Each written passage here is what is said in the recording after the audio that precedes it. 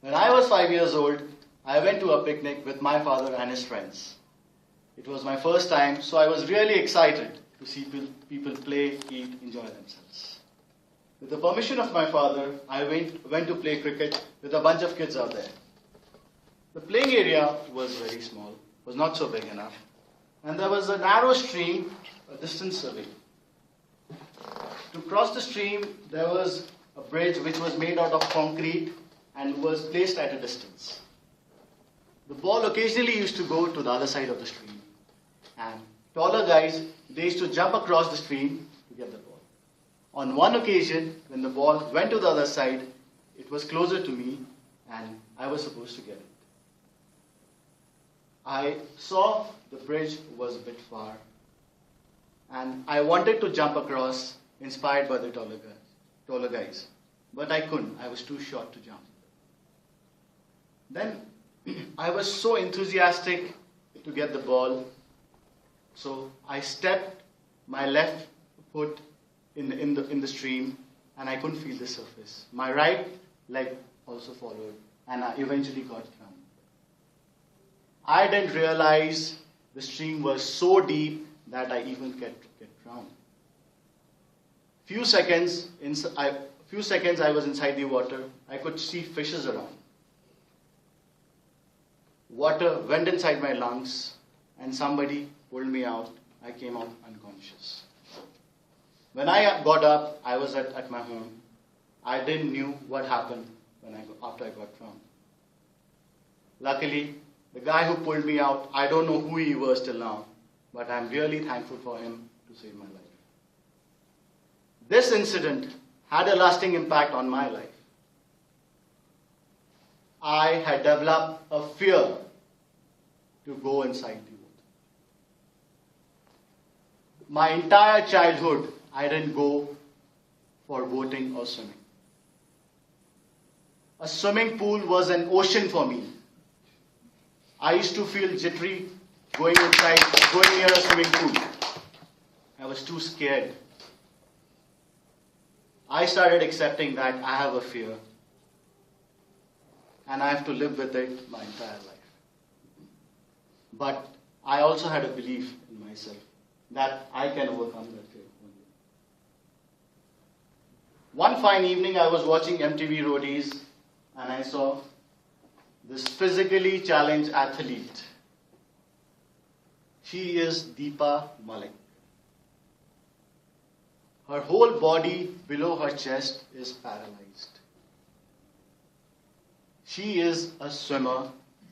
Not only that, she holds several Asian records in the Paralympic Games, the games for the physically challenged.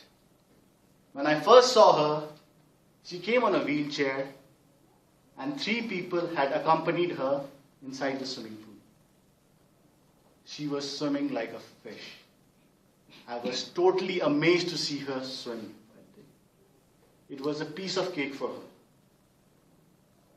I thought, being physically challenged, she could swim so well and hold records. With God's grace, I'm perfectly all right, perfectly fit. Why can't I swim?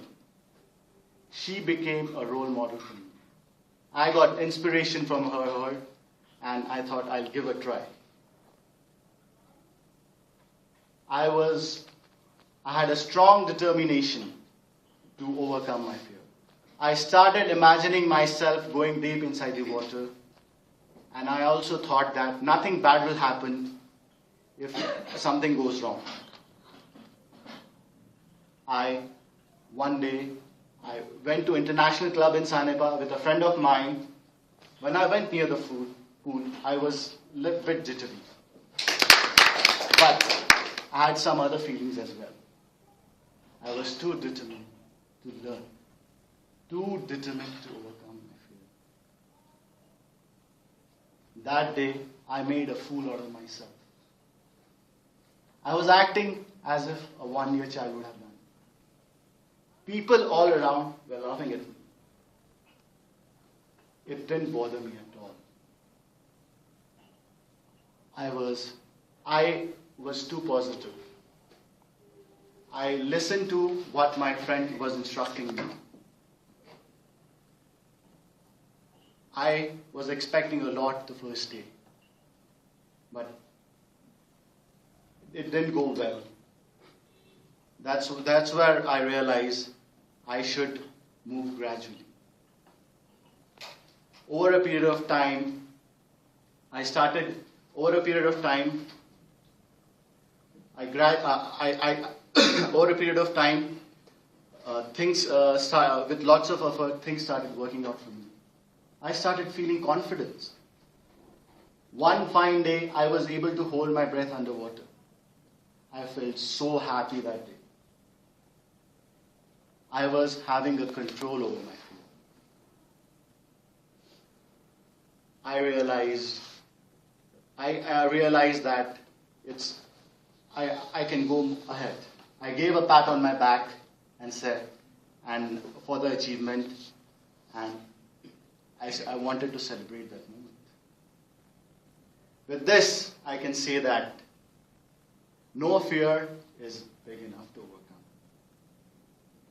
If you have a belief in yourself and with a strong determination and positive thinking, if you go gradually with your defined plan of action, you can have a better control over fear, and not to forget to celebrate and enjoy your achievements.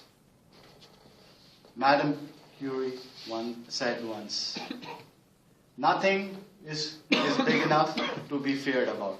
It is only to be understood. Over to you, Madame Curie.